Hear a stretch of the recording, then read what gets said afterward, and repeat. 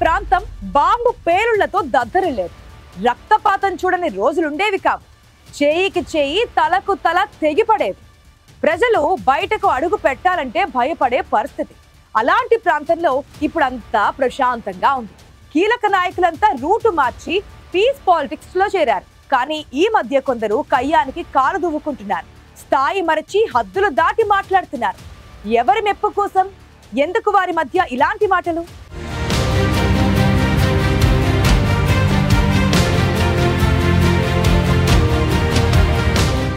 రాయలసీమపై faction మరకలు పడడానికి బలంగా నిలిచిన ప్రాంతాల్లో ధర్మవరం నియోజకవర్గం ఒకటి. జిల్లాలోనే కాదు, రాష్ట్రంలోనే ఒకప్పుడు ధర్మవరం పేరు చెబితే ఉలిక్కి పడేవారు. ఈ ప్రాంతంలో అంతగా హింస జరిగేది. కొందరు నాయకుల ఆధిపత్య పోరుతో ఇక్కడ ఫ్యాక్షన్ రాజ్యమేలింది. ఎప్పుడు బాంబులు పడతాయో తెలియదు, ఎప్పుడు ఎవరి మీద దాడి జరుగుతుందో తెలియదు. మాట మాట్లాడితే తల తీస్తామనే విధంగా ఇక్కడ పరిస్థితులుండేవి. ఇలాంటివన్నీ చూసిన ప్రజలు కనీసం ఇళ్ల నుంచి బయటికి రావాలంటేనే భయపడే పరిస్థితులు ఉండేవి. కానీ కాలక్రమంలో కొందరు నాయకులు అదే కత్తులకు బలి కావడం, ప్రజల్లో కొంత చైతన్యం రావడం, పోలీసుల కఠిన చర్యలతో ధర్మవరం ప్రాంతంలో ప్రశాంతత ఏర్పడింది. దాదాపు 2006 నుంచి ఈ ప్రాంతంలో కొంచెం ప్రశాంతత ఏర్పడింది. హత్య రాజకీయాలు, ముఠా కక్షలు కనుమరుగై ప్రస్తుతం ధర్మవరం ప్రాంతం ప్రశాంతంగా ఉంది.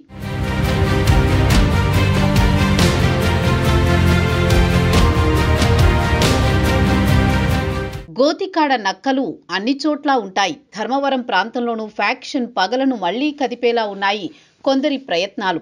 వాస్తవంగా ఇక్కడ ఎవరైనా గొడవలు పెట్టుకుంటే ఖచ్చితంగా వారిని ప్రజలు ఆదరించరనే అభిప్రాయం ఉంది. అందుకే మాజీ ఎమ్మెల్యేలు కేతిరెడ్డి వెంకట్రామిరెడ్డి, గోనుగుంట్ల సూర్యనారాయణ, పరిటాల శ్రీరామ్ అంతా ప్రశాంత వాతావరణాన్నే కోరుకున్నారు. అనుచరుల్ని కూడా ఫ్యాక్షన్ వైపు వెళ్లకుండా చేస్తున్నారు. తమ పార్టీ నాయకులు ఆ మాటే ఎత్తకుండా చూసుకుంటున్నారు. కానీ గత కొన్ని రోజులుగా ధర్మవరంలో జరుగుతున్న పరిణామాల నుంచి ఆందోళన కలిగిస్తున్నాయి. 2024 ఎన్నికల్లో కేతిరెడ్డి వెంకట్రామిరెడ్డి ఓడిపోయారు. ధర్మవరం ప్రాంతంతో ఏమాత్రం సంబంధం లేని బీజేపీ నాయకుడు సత్యకుమార్ చేతిలో ఓడిపోవడం అందరికీ కొంత ఆశ్చర్యాన్ని కలిగించింది. ఓటమి తర్వాత కేతిరెడ్డి కాస్త మౌనంగానే కనిపించారు.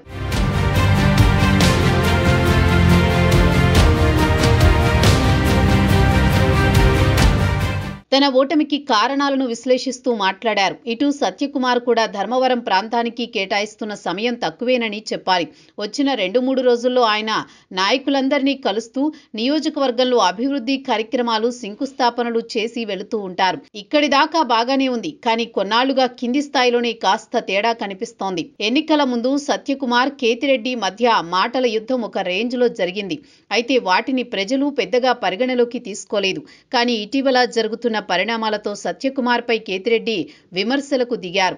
దీనికి ఆయన కూడా కౌంటర్ ఇచ్చారు. అయితే ఇక్కడ వైసీపీ, బీజేపీలో కొందరు నాయకుల అత్యుత్సాహం మరిచిపోయిన కక్షలను మళ్లీ తవ్వితీసేలా కనిపిస్తోంది. ప్రైవేటు మెడికల్ కళాశాలలకు వ్యతిరేకంగా కేతిరెడ్డి ఇటీవల భారీ ర్యాలీ నిర్వహించారు. ఈ సమయంలో సత్యకుమార్ పై విమర్శలు చేశారు. కనీసం ఆయన ఎక్కడ ఉంటారో తెలియడం లేదని, ప్రజలకు అందుబాటులో ఉండడం లేదని అన్నారు.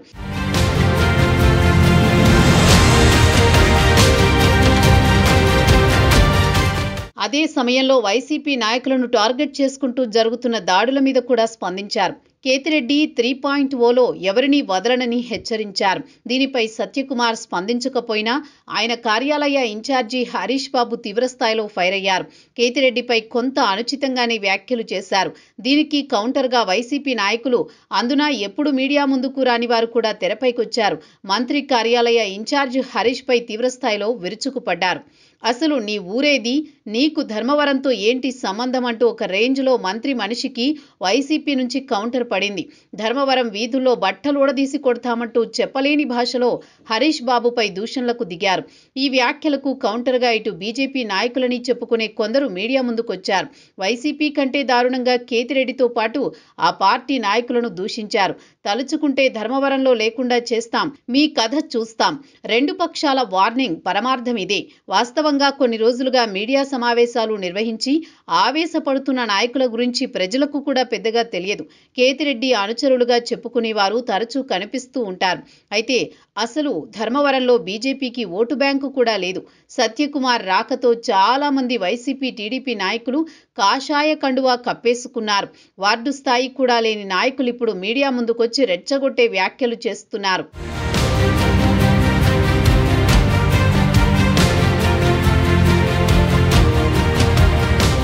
వాస్తవంగా సత్యకుమార్, కేతిరెడ్డి ఎంతో కొంత హుందాతనాన్ని ప్రదర్శిస్తున్నప్పటికీ వారి అనుచరుల వ్యాఖ్యలు మాత్రం ధర్మవరంలో మళ్లీ పాత కక్షలు రేపేలా ఉన్నాయి. ప్రస్తుతానికి మాటలకే పరిమితమైన ఇది హద్దులు దాటి సహనం కోల్పోతే పరిస్థితులు ఎలా ఉంటాయన్నది ఊహించలేం. ధర్మవరంలో ఒకప్పుడు ఆధిపత్య రాజకీయాలు, ఫ్యాక్షన్ రాజకీయాలు కూడా చిన్న చిన్న సంఘటనలతో మొదలయ్యాయి. అందుకే పోలీస్ అధికారులు కూడా వీరి వ్యాఖ్యలను నిశితంగా గమనిస్తూ రెండు పక్షాలను ఓ కంట కనిపెడుతున్నారు. నాయకులమని చెప్పుకునేందుకే కొందరు ఇలా రెచ్చిపోతున్నారన్న అభిప్రాయం కూడా వ్యక్తమవుతోంది. ఉద్దేశాలు ఏవైనా ధర్మవరంలో రెండు పార్టీల నాయకులు స్థాయి మరచి సంస్కారం లేకుండా మాట్లాడుతున్న మాటలు రాజకీయాలంటేనే మరింత అసహ్యం పుట్టేలా ఉన్నాయని పలువురు చర్చించుకుంటున్నారు.